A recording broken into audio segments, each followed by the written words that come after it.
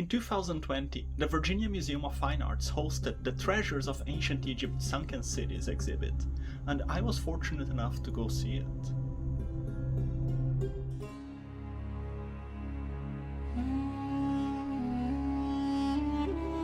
This exhibit focuses mostly on artifacts recovered from the sunken city of Thonis Heraklion from the Nile Delta.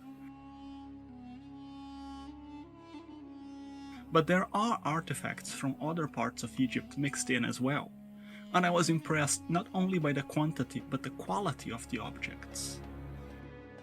It is incredibly exciting to see these artifacts in person. Many of these things are featured in books, and seeing them in person is like meeting a celebrity you've admired your whole life.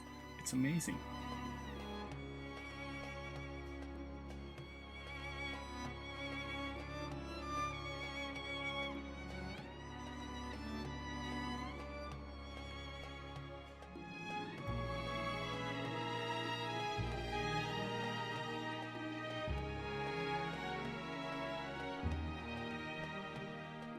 This stele was one of my favorite artifacts in the exhibit.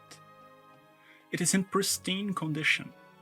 This was carved over 2,000 years ago, and it was recovered from the bottom of the sea, and it looks like it could have been made yesterday. Something that drew my attention as a craftsman is that there's a slip on the part of whoever carved it, a tiny mistake, and that got me thinking of the methods by which this was made. It is such a minor error that it'll go unnoticed by most, but I saw it and couldn't help but wonder how it happened.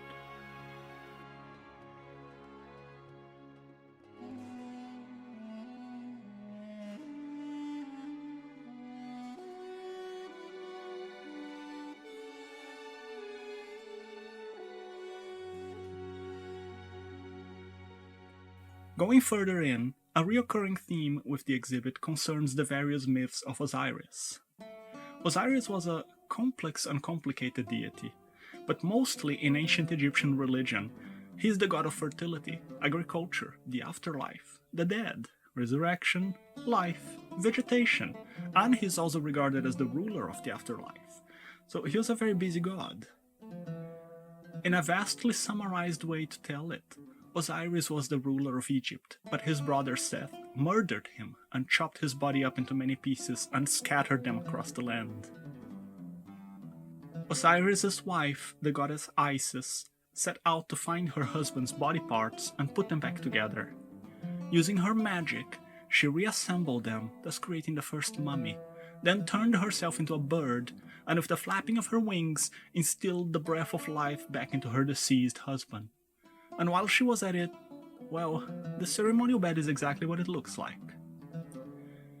She went on to give birth to their son, the god Horus, who is often depicted as having the head of a falcon, who would later avenge his father. Thus Osiris became the ruler of the afterlife. His cycle of death and resurrection was foremost to the ancient Egyptians, who saw the seasons and even the cycle of night and day as a form of death and rebirth. Amidst the thousands of objects recovered from the bottom of the sea, there seems to be an awful lot of ceremonial ladles and oil lamps. Some more interesting than others. When you thought the exhibit couldn't get any better, in the last room there was this magnificent life-size Apis bull carved of phenomenally hard diorite. This is a later work, when Egypt was under Roman rule, but that does not diminish it in the least, and it shows that the greatness of ancient Egyptian art endured all the way to the very end.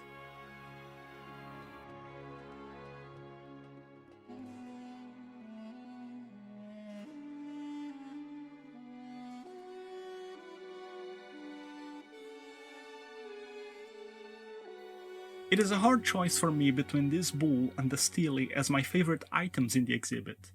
And there is also the pictorial of Sheshonq I, that's a classic, and as a jeweler I have a soft spot for it. This was just so full of amazing artifacts, I was so glad I could see them in person.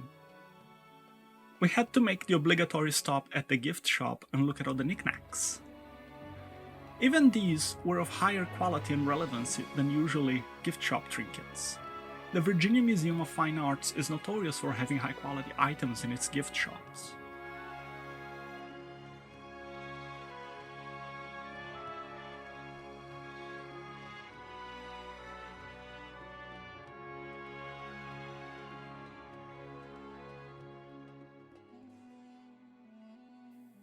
There were so many more items to see, this video only briefly focuses on my personal highlights. So thank you so much for watching, I see you next time.